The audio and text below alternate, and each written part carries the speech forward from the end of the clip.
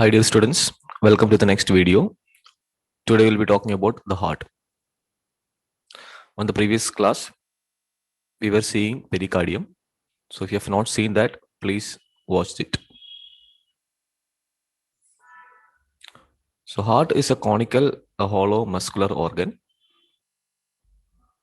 which is made of cardiac muscle and situated in the thorax between the two lungs, and that area is called middle mediastinum, and it is enclosed within the pericardium. Pericardium is a covering of the heart, which has got different layers, different parts, fibrous part and serous part.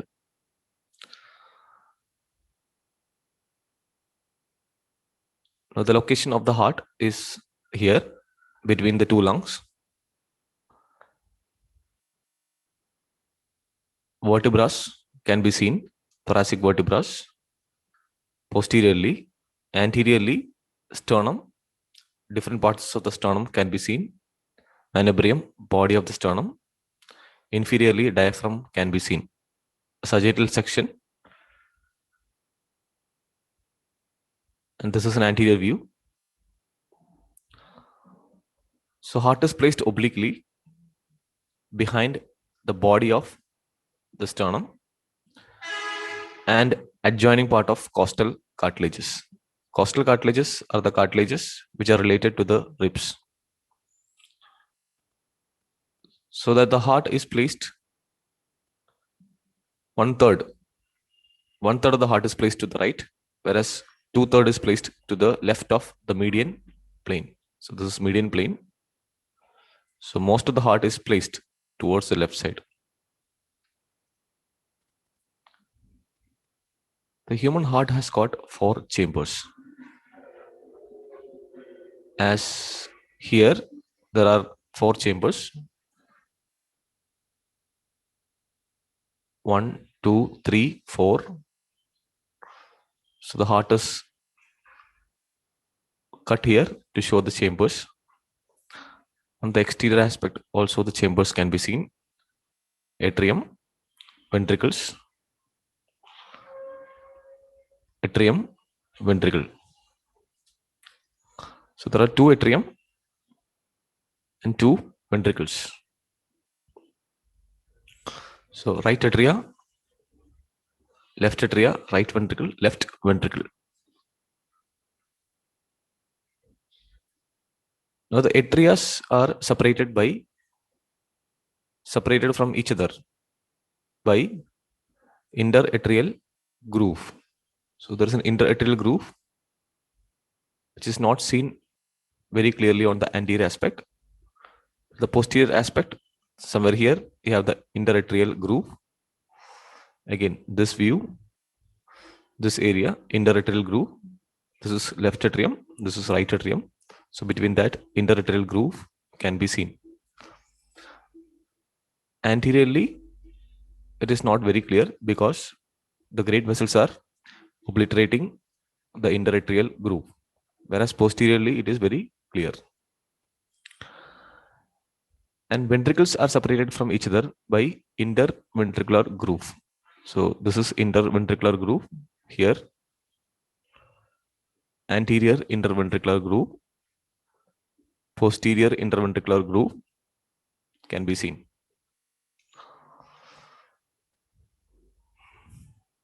The apex of the heart is directing downwards, forwards, and to the left. And a base or posterior surface that is facing backwards, so base. And there is an anterior surface, inferior surface, which is resting on the diaphragm, and left surface.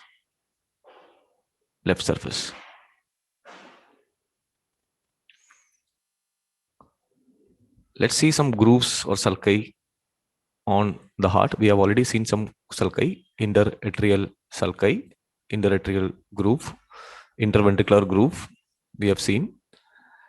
Now let's see some other grooves here. So the atria, we know that we have atria and the ventricles.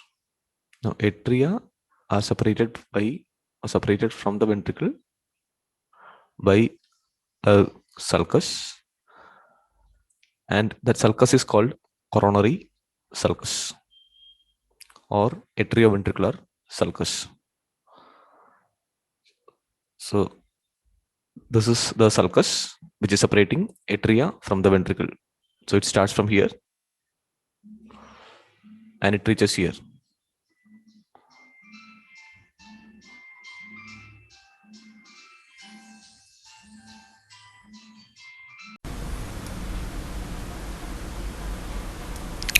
Let's see some grooves or sulci on the heart. The atria are separated from the ventricle by a circular atrioventricular or coronary sulcus.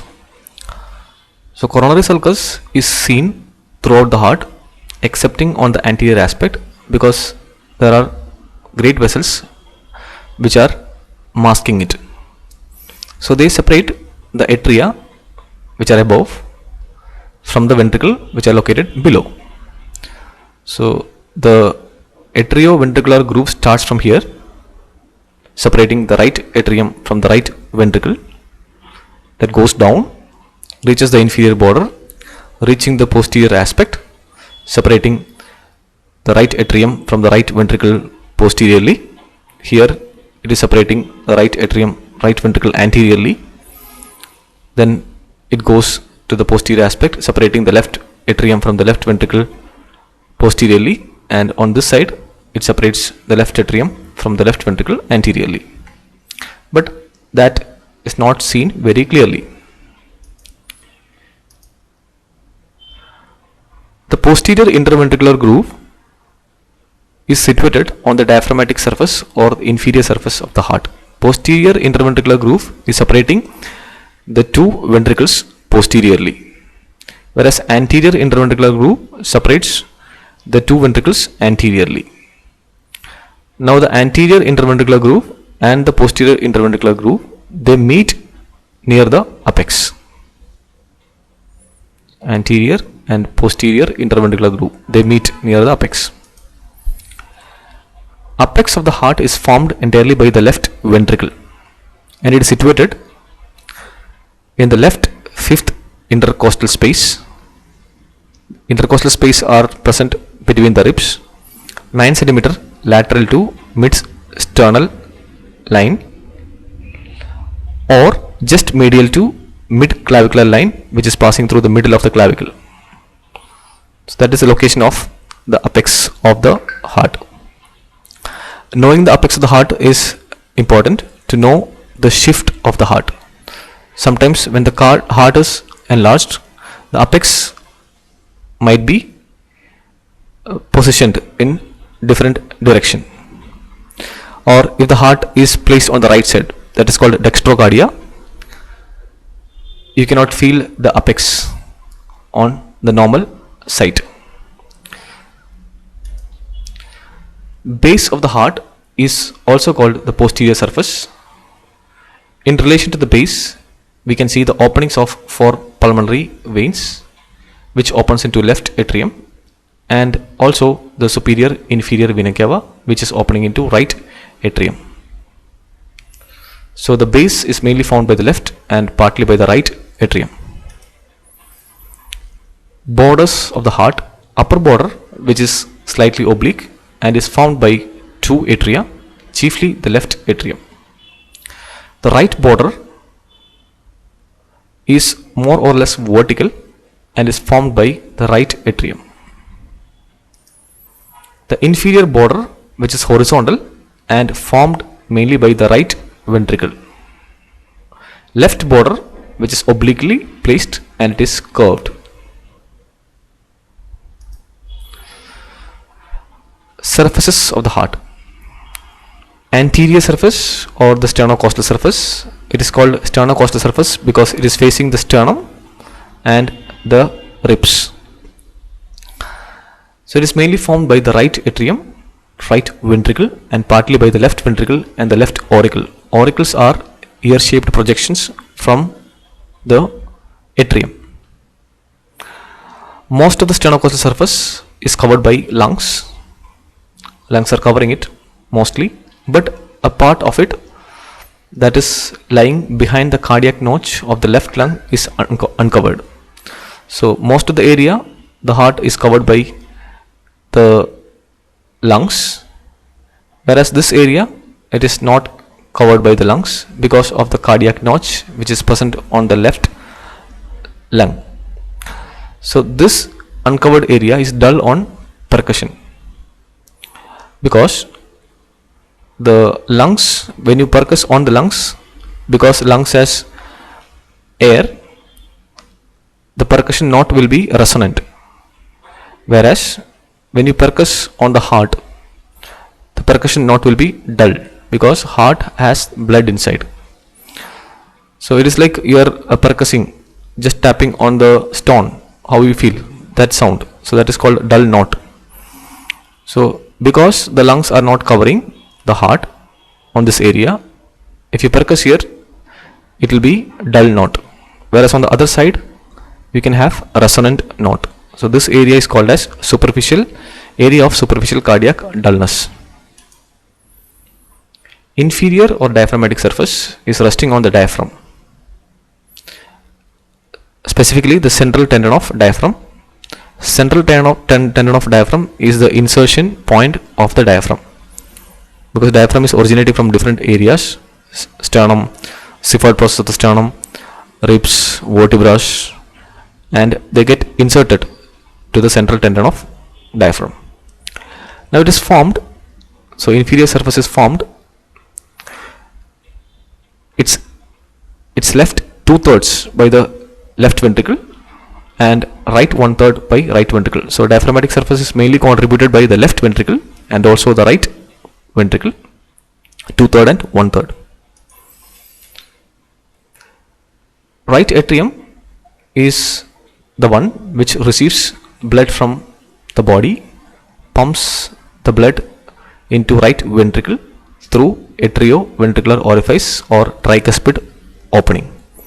It's called tricuspid orifice because there is a valve and which has 3 cusp or 3 leaf. External features: the chamber is elongated vertically, receiving the superior vena cava above and inferior vena cava below. Upper end is prolonged to the left to form the right auricle. Along the atrium, there is a shallow groove which passes from the superior vena cava above to the inferior vena cava below, and that groove is called sulcus terminalis. The groove is produced because of a ridge that is present on the inner aspect, and that is called crista terminalis, which is also present from the superior vena cava to the inferior vena cava, corresponding to the sulcus terminalis onto the inner aspect of the right atrium. Right atrioventricular orifice, blood passes out from the right atrium through the right atrioventricular orifice or tricuspid orifice and goes to right ventricle.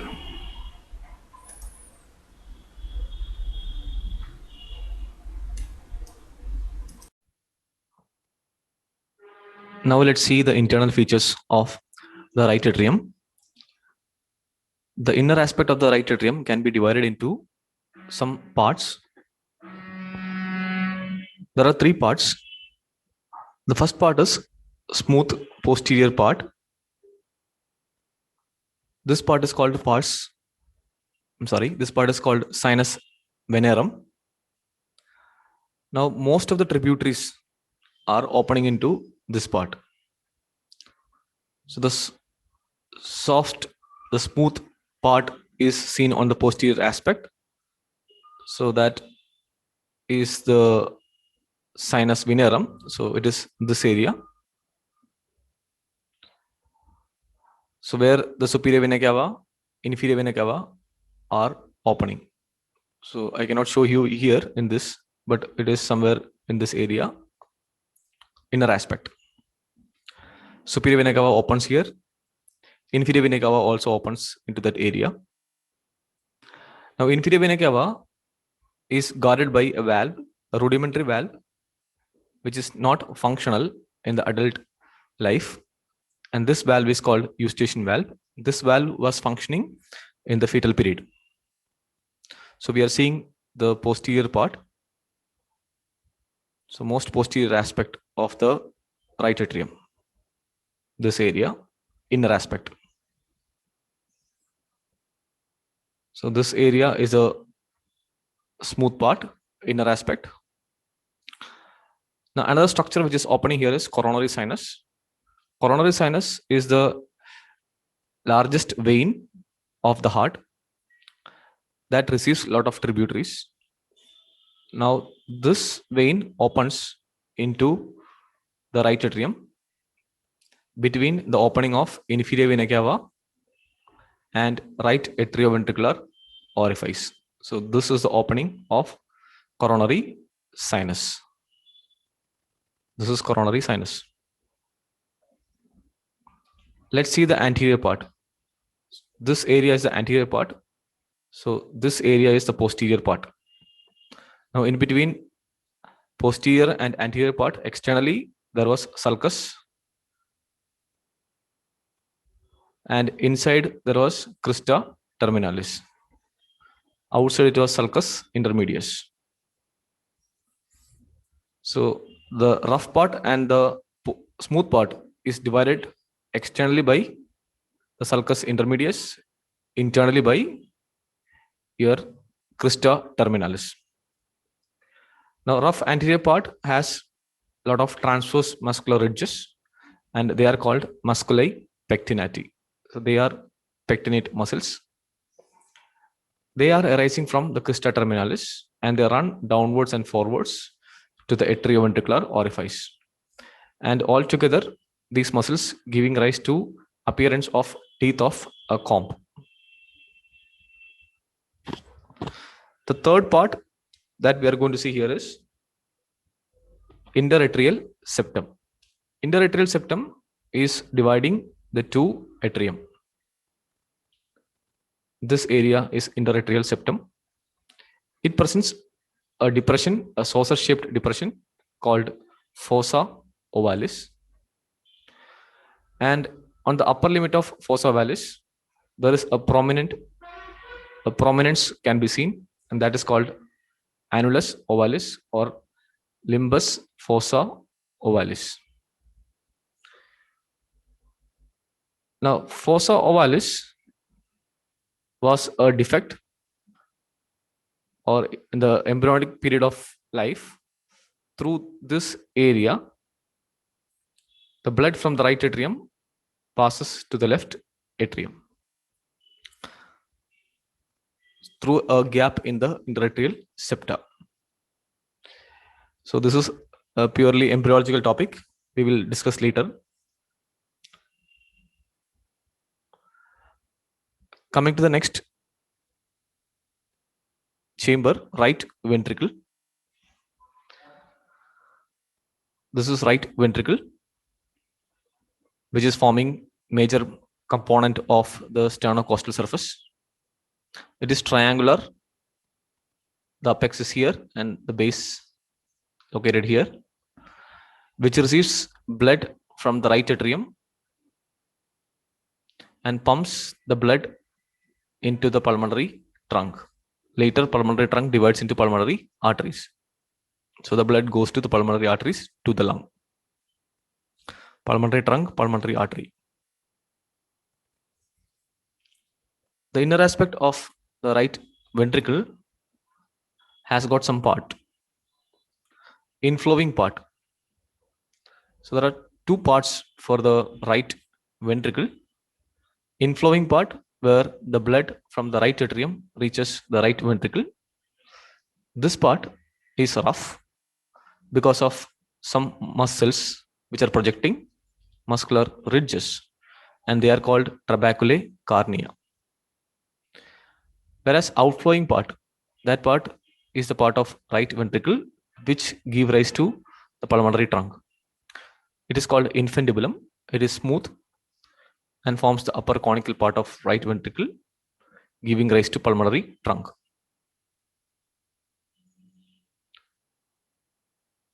Now the interior of right ventricle shows some orifices. Two orifices here are atrioventricular orifice or tricuspid orifice, which is the opening between the right atrium and the right ventricle, which is guarded by tricuspid valve. Another opening is orifice is pulmonary orifice, where the right ventricle is continuing as pulmonary trunk, and that is pulmonary orifice, which is guarded by pulmonary valve, which is a semilunar valve. The inner aspect of the right ventricle shows trabeculae carneae or muscular ridges, which are of three types. So trabeculae carneae can be divided into three parts or three types. Ridges or fixed elevations. They are just a elevation which are fixed. Bridges are the elevations which has two fixed ends but a free center. So this one is a bridge which has got two fixed end and center part is free. Example is septomarginal trabeculae. So most of the trabeculae carneae are of ridge. Some are bridge. Some are pillars. Pillars are also called as papillary muscles, which has one end which is attached to the ventricular wall, and the other end is connected to the cusp of the valve via cauda tendineae. So they are the cusp of the valve. There are three cusps for this valve. That is why it is called a tricuspid valve. So to this cusp, the papillary muscles are attached via caudae tendineae. So these are the cusps, and these are the cauda tendineae, which is attached to the papillary muscle. Papillary muscles are of different types according to the location of it. Wherever you see the papillary muscles, it has one end that is towards the ventricular wall, and the other end is giving attachment to the cauda tendineae. Now let's compare the thickness of the right and left ventricle. So cross section, left ventricle and the right ventricle can be seen. The wall of the right ventricle is thinner than that of the left ventricle in a ratio of 1:3.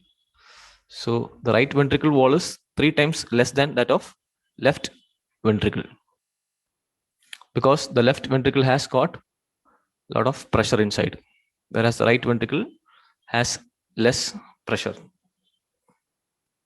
That is why the thickness is more on the left ventricle. This is interventricular septum, and this is moderator band, which is an example of a bridge having two attached part and a free part, the center.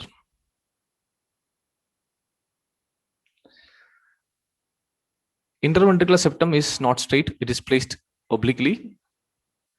The upper part of the septum is thin and membranous, whereas the lower part is muscular, and it separates two ventricles.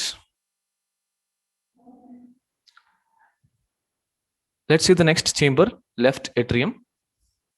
So we have seen right atrium, right ventricle, left atrium. Left atrium cannot be seen from the anterior aspect because it is present on the posterior aspect. So this view is showing the left atrium, where the openings of pulmonary veins can be seen, and the cusp can be seen. So this cusp is of bicuspid valve, which is present in the bicuspid orifice or left atrioventricular orifice, left atrium, left ventricle. So the orifice is here. Left auricle also can be seen. Here left auricle can be seen. So left atrium is almost quadrangular in shape and situated posteriorly. It receives oxygenated blood from the lungs via the pulmonary veins. There are 4 pulmonary veins which are opening into left atrium and pumps the blood to the left ventricle through left atrioventricular or bicuspid or mitral orifice. So there are different names for this orifice, and which is guarded by bicuspid valve or mitral valve, which has 2 cusp. Let's see the next chamber, left ventricle. Left ventricle receives the oxygenated blood from the left atrium and it pumps the blood into the aorta. The interior can be divided into 2 parts. The lower rough part where trabeculae carneae can be seen with all ridge, bridge and the pillars or the papillary muscles. Papillary muscles having one end attached to the chorda tendineae, which is attached to the cusp of the valve. The upper smooth part where it is called aortic vestibule, which is giving rise to origin of the ascending aorta. Ascending aorta later becomes arch of aorta. So blood flow from left atrium to left ventricle, from there to ascending aorta, arch of aorta.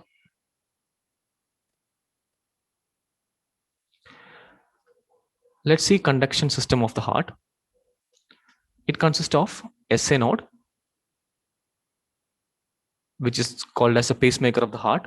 They are specialized cardiac muscle cells and they generate action potentials.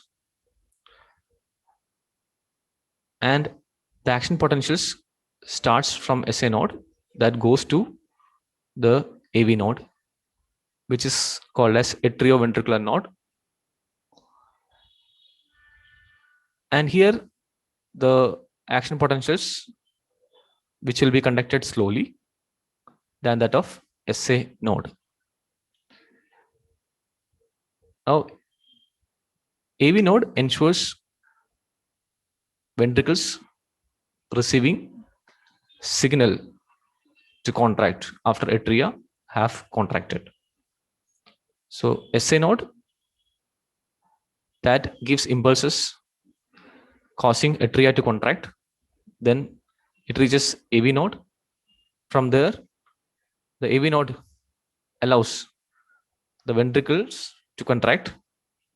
So there is a delay in transmission of impulses from reaching from SA node to AV node. That causes a delay in the contraction of ventricle. That's why atria contracts first, followed by the ventricle or ventricular contraction.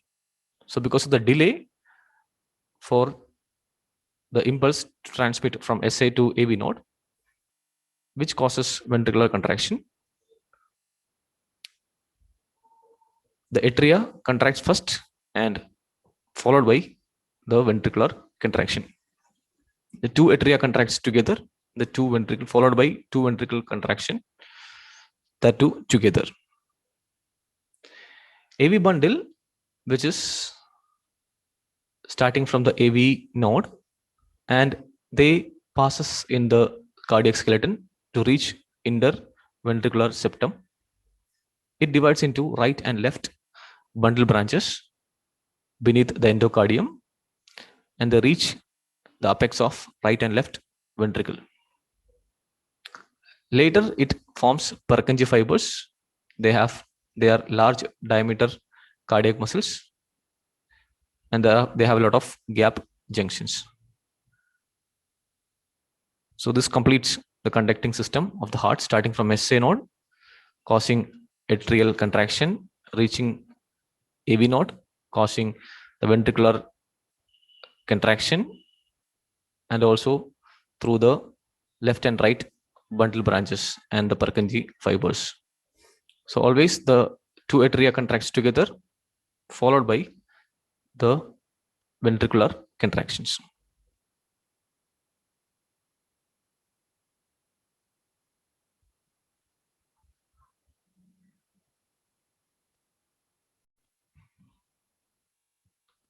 Now let's see the blood supply of heart.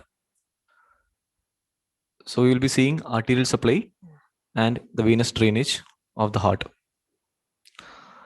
So heart is supplied by the coronary arteries. There are two coronary arteries, right and left coronary arteries. This is a view from the top, superior view of the heart, where the arteries can be seen. The right coronary artery and the left coronary artery can be seen. This is anterior and this is posterior aspect. So this is superior view. Right coronary artery goes behind the posterior aspect. Left coronary artery also goes to the posterior aspect, but it gives some big branch, a big branch onto the anterior aspect. And they are arising from ascending aorta. So this is ascending aorta and this is pulmonary trunk. So both the arteries are originating from ascending aorta, right and left coronary arteries. So here, anterior view of the heart, where the right coronary artery originating from the ascending aorta, moving to the posterior aspect of the heart can be seen. Similarly, the left coronary artery originating from the ascending aorta, giving a branch to the anterior interventricular groove and then going to the back side of the heart. Let's talk about right coronary artery. So ascending aorta, right coronary artery origin and left coronary artery origin. Left coronary artery, as it originates, divides into two. That we will see later. So let's talk about right coronary artery, anterior view and posterior view, where the right coronary artery originating from the ascending aorta can be seen, that passes to the right and to the posterior aspect. It also gives smaller branches.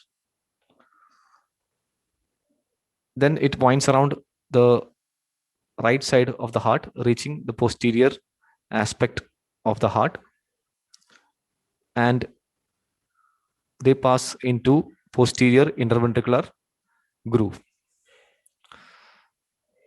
So when you compare the length of two arteries, right coronary artery is smaller than the left. First, it is passing forwards and to the right between the root of the pulmonary trunk and the right auricle. So initially it is between the pulmonary trunk and the right auricle. Then it winds around the inferior border. It is reaching the inferior border. This is inferior border to reach the diaphragmatic surface, that is the inferior surface of the heart. Here it runs backwards and to the left in the right posterior coronary sulcus. So this sulcus, which is separating the atria or the atrium from the ventricle, is called the right posterior coronary sulcus. So there the artery runs and it reaches posterior interventricular groove.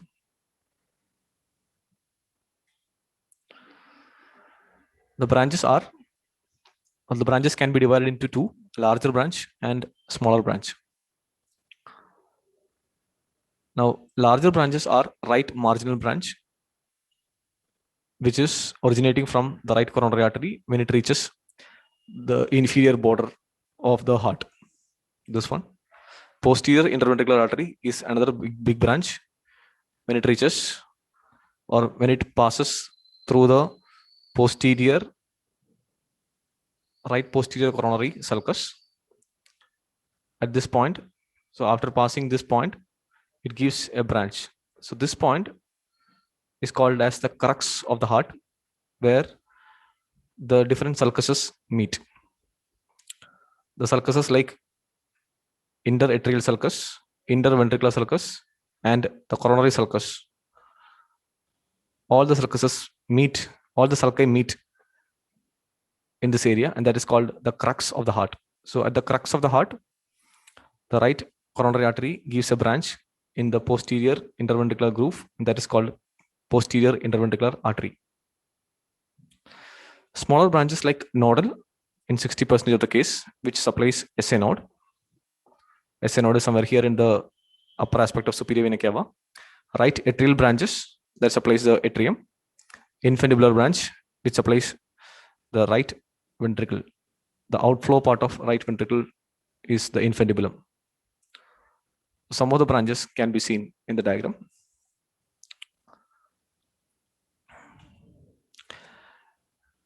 Left coronary artery is larger than the right. Now the artery first runs forwards to the left, emerging from or emerging between the pulmonary trunk and the left auricle. So between the left auricle and the pulmonary trunk, the left coronary artery is positioned. It is originating from the ascending aorta. Immediately it gives or it divides into two branches. Anterior interventricular artery, which runs in the anterior interventricular groove. Another branch which winds the left border of the heart, and that is called circumflex branch of left coronary artery. Circumflex branch will wind around the left border and it reaches the posterior aspect of the heart. So the first branch, that is anterior interventricular artery. The remaining part of the artery is called the circumflex artery. After winding around the left border of the heart, it is now running in the posterior coronary sulcus, which is between the left atrium and the left ventricle posteriorly. Near the posterior interventricular groove, this area, it terminates by anastomosing with right coronary artery. So circumflex artery, it runs in the posterior coronary sulcus up to here. Near the crux, the posterior interventricular, the right coronary artery joins with the left coronary artery in the crux. So both the arteries are meeting near the crux, the right coronary artery and the circumflex branch of the left coronary artery. Now don't get confused between coronary sinus and coronary sulcus. Coronary sinus is the largest vein of the heart. Coronary sulcus is the sulcus that is separating atria from ventricle.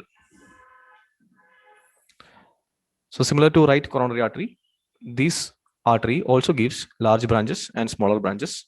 Large branches such as anterior interventricular artery, which is running in the anterior interventricular groove, which is also called as left anterior descending branch, LAD. Clinicians usually use the artery here.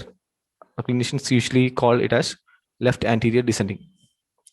Anyway, branches to diaphragmatic surface of the left ventricle.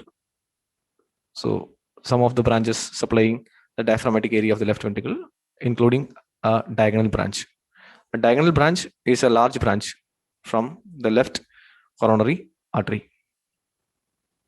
So diagonal branch. Smaller branches, left atrial branch supplies the left atrium, and the pulmonary branch which supplies the root of the pulmonary trunk. Now let's see the venous drainage of the heart. As I mentioned before, the largest vein of the heart is coronary sinus. So coronary sinus is situated in the coronary sulcus, left posterior coronary sulcus, between the left atrium and the left ventricle. It receives a lot of tributaries, a lot of smaller veins, and later the coronary sinus itself will drain into the right atrium. We have seen that the opening of the coronary sinus on the right atrium when we discussed about the interior of the right atrium. So now let's see some of the important veins of the heart. So coronary sinus will be one of it. Anterior cardiac veins. Anterior cardiac veins are smaller veins, which are located here. The patient's veins are, again, they are minute veins, which are draining the heart, opening into all the chambers of the heart. So let's see the coronary sinus. It is the largest vein of the heart. It is situated in the posterior coronary sulcus, left posterior coronary sulcus. Now I said that it receives a lot of smaller veins like great cardiac vein. Great cardiac vein is initially seen in the anterior interventricular groove along with anterior interventricular artery, a branch of left coronary artery. Then it passes to the left and joins with the left end of coronary sinus.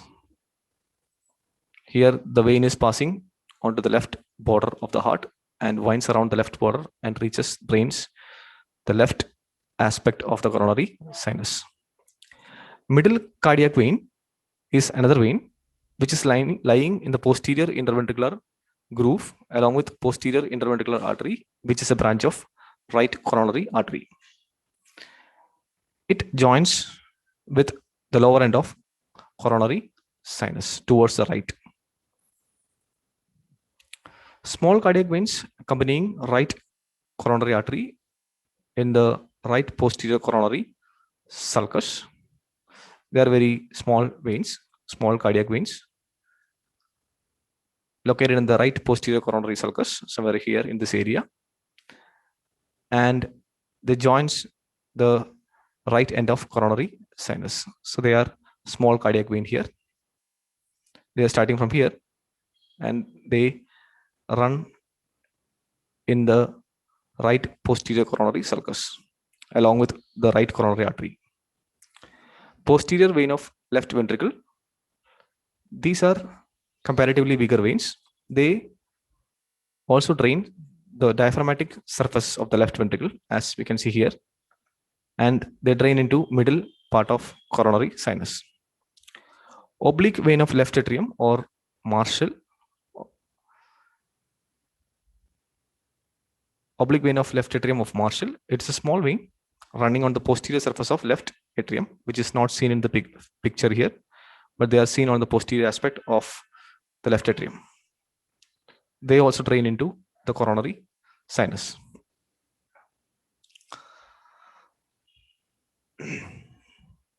Now, I said before that the coronary sinus itself drains into the right atrium. Valves of the heart. Now, valves of the heart maintain unidirectional flow of blood and prevents its regurgitation into the opposite direction. There are two pair of valves, a pair of atrioventricular valve, which is between the atrium and the ventricle, and a pair of semilunar valves, which is present near the root of greater vessels. Right atrioventricular valve is called tricuspid valve because it has got 3 cusps. Whereas the left atrioventricular valve is called bicuspid valve. It is also called mitral valve because it is resembling mitre. So this is mitre. So because it is resembling the mitre, it is called as mitral valve, the mitral valve. So these valves, for example, tricuspid valve will allow the blood to pass from right atrium to the right ventricle, but it does not allow the blood from the right ventricle to move into the right atrium while the right ventricular contraction. So atrioventricular valves are like this. Here there are 3 cusps, so it is called as tricuspid valve. It has got some components, a fibrous ring.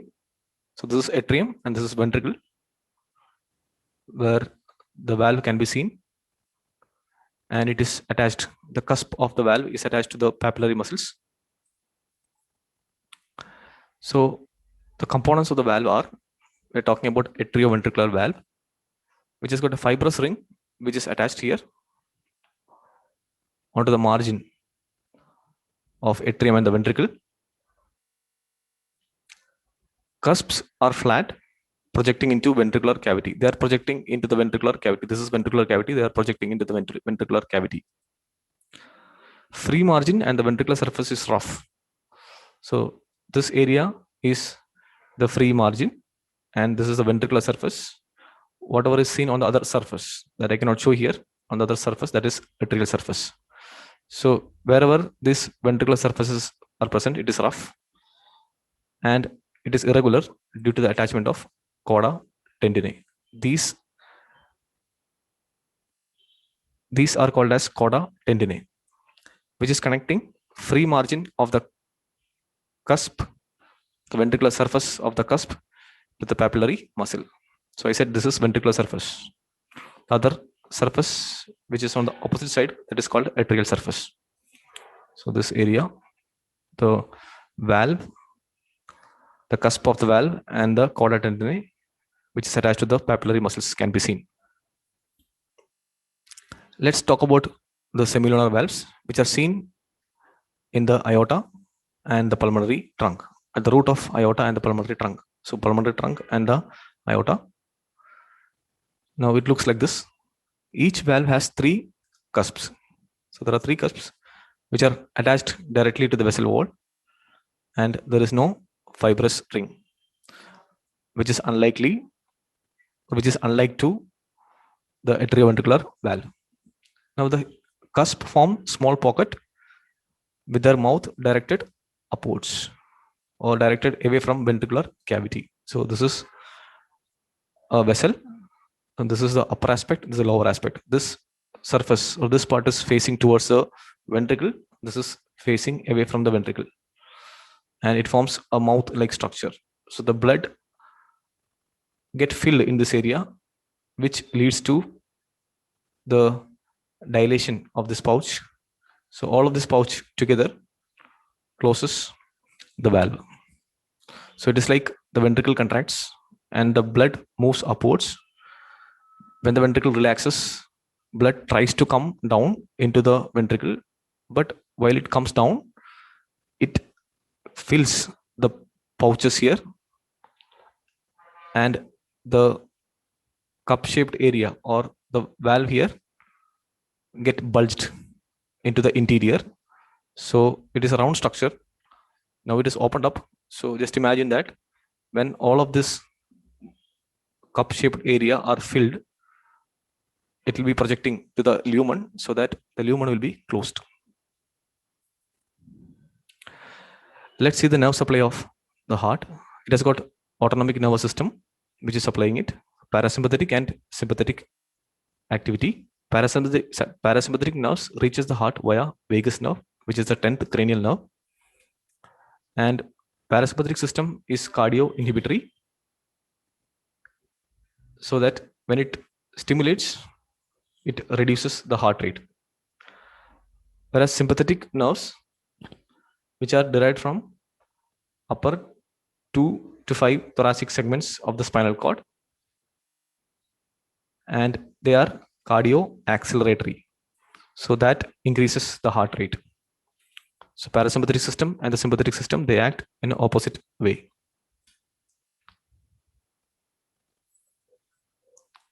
Thank you.